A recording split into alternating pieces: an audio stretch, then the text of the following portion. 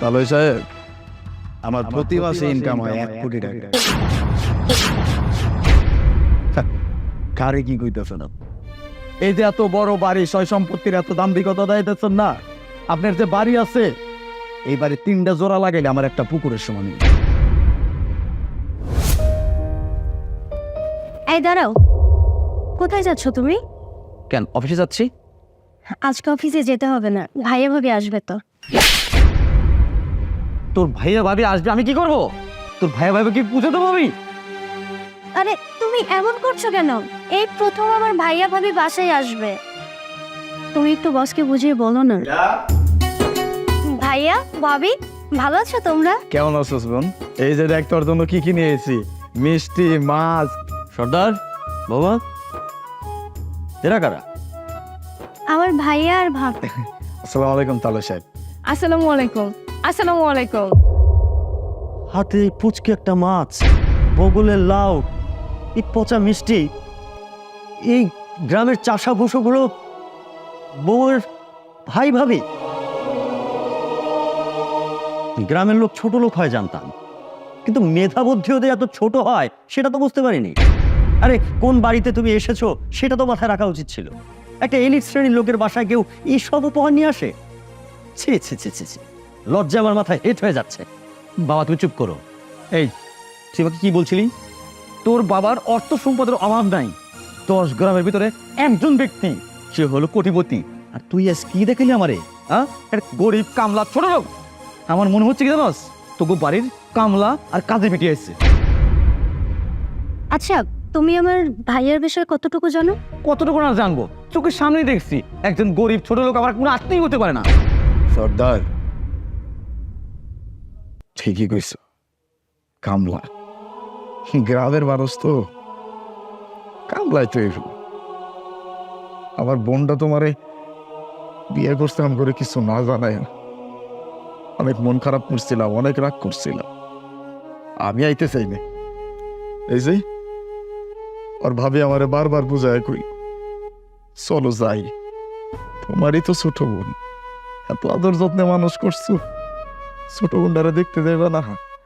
হয় না একটু করছো, তুমি কেন রাগ করে থাকবা? তুমি তো বড় ভাই, তোমার তো দায়িত্ব আছে। সেই দায়িত্ব থেকে আইছিলাম দেখতে, দেখছি অনেক ভালো আছে আমার বোনটা। আমি অনেক খুশি, আমি অনেক খুশি। আর বৌমা, তোমারও আক্কেলের বলিহারি যাই। আরে ওরা না হয় কিছু জানে না, তুমি তো জানো। তুমি কোন বাড়ির বউ সেটা তো মাথায় রাখা উচিত ছিল। তাদেরকে সেভাবে ট্রেনিং দিতে পারোনি। আমার তো সমাজে একটা সম্মান আছে, এই ধরনের আত্মীয় স্বজন দেখলে আমার সম্মান থাকবে।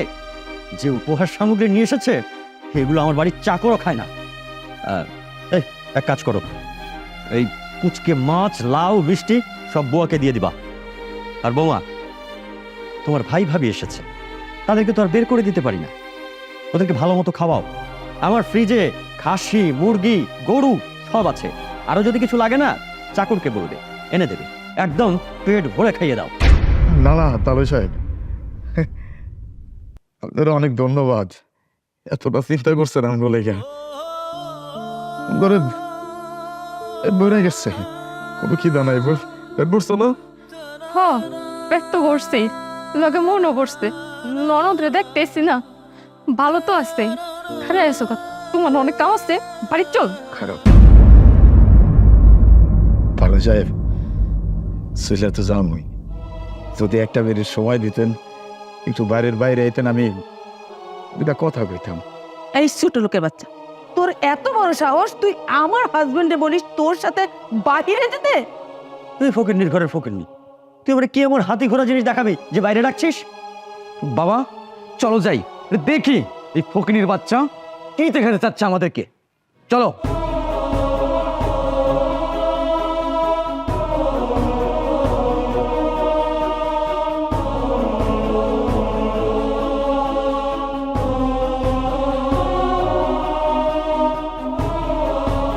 কোথায়? বাইরে তো কেউ নেই। এই ছোট লোকটা আমাদেরকে কি দেখাতে নিয়ে এসেছে? বাবা এটা নাটক, নাটক। এরকম গরিব ছোট লোকরা না নাটক করতে পছন্দ করে। সর্দার একটু চুপ করো, এক্ষুনি বুঝাইতেছে। রমজান,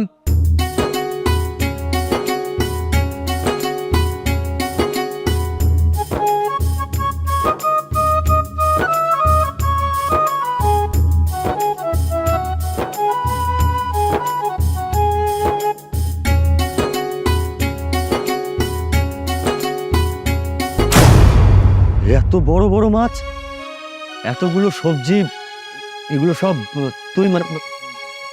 তুমি এনেছো? যে তালে সাহেব, আমি আনছি। এগুলো তো সামান্য, বাইরে গাড়িতে আরো আছে। আপনাকে গেট আবার অনেক ছোট তো, আমার গাড়িটা ঢোকে নাই। এতক্ষণ যাবত অনেক কিছু করে অপমান করছেন, আমি কিচ্ছু করি নাই।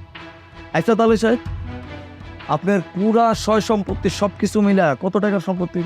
আমার সম্পত্তি, বাড়ি গাড়ি সব মিলিয়ে 10 কোটি তো হবেই। 10 কোটি।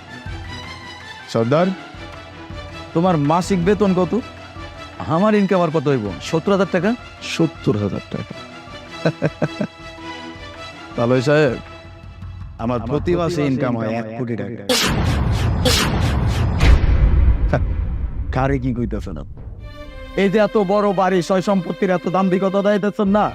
আপনার যে বাড়ি আছে, এই বাড়ি 3টা জোড়া লাগাইলে আমার একটা পুকুরের সমান।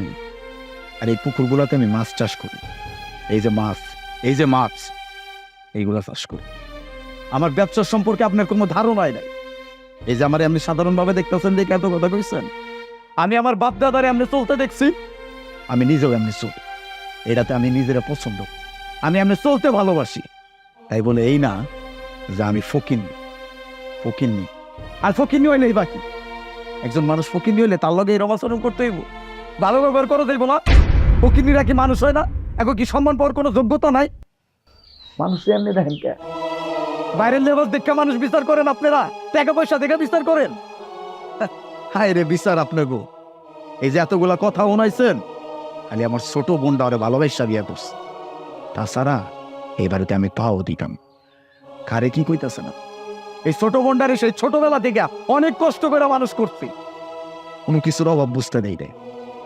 আর আজকে সেই বোনটা যখন আমারে ওরে না চাই না বিয়া করছে, কতদিন আর রাগ করে থাকুন পারিনি, লেগাইছি বোনটারে রে। কিন্তু আওয়ার পরে যে অপমানটা করছেন, এই জায়গায় আমার আর থাকার কোনো ইচ্ছা নাই। কিন্তু আমি যে কোন জায়গা থেকে উঠাইছি, এটা আপনাদের চোখে আঙ্গুলটা দেখানো উচিত আছে। এর দিকে দেখাই দি। চলো বউ। রমজান, যত জিনিসপত্র আছে, বাজার সদাই আছে, সবকিছু গেটের সামনে রেখা দিয়ে দেয়। খারাও তুমি। আমার জামাই যা কইছে ঠিকই কইছে, বরং আরো কমাই কইছে। আমার জামাই যা আছে, আমার শ্বশুরের যা আছে, তা দিয়ে আপনাকে 10 বার বেতন যাইবো, কেমন যাইবো? আরে 6 বিঘা জমি পড়ে রইছে, গরু ছাগল পড়ে রইছে, কিন্তু আমরা মানুষের সাথে এমন ব্যবহার করি না। আমরা মানুষে আপন কইরা নেই। গরিব হইছে তো কি হইছে, তারা কি মানুষ না? আমার বাপ মা আমারে যে শিক্ষা দিছে, তার চাইতে বেশি শিখছে আমার শ্বশুর বাড়ি আইসা।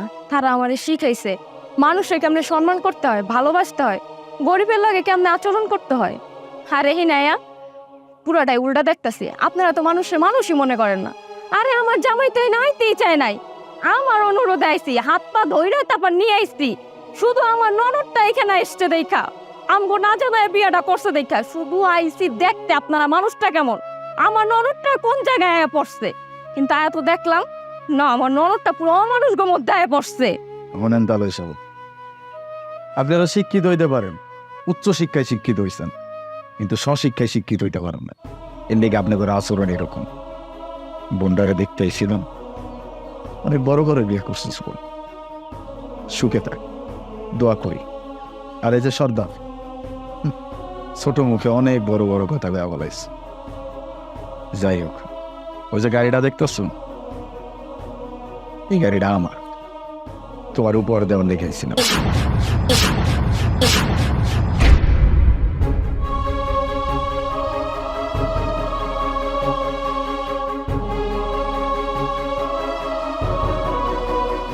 জানি না কতটুকু করতে পারছি, চেষ্টা কর। বাবা, বাবা, মামনি, তোমরা আর কিছু বলো না। আমি আসলে খুবই লজ্জা পাচ্ছি। আসলে আমারই ভুল। মানুষের লেবাস দেখে কাউকে বিচার করা উচিত না।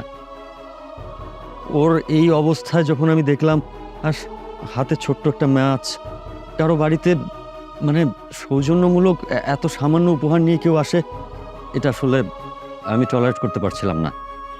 আর তাছাড়া ওর যে লেবাস, ওকে আমি গ্রামের একজন কামলা বা ছোট লোকই ভেবেছিলাম।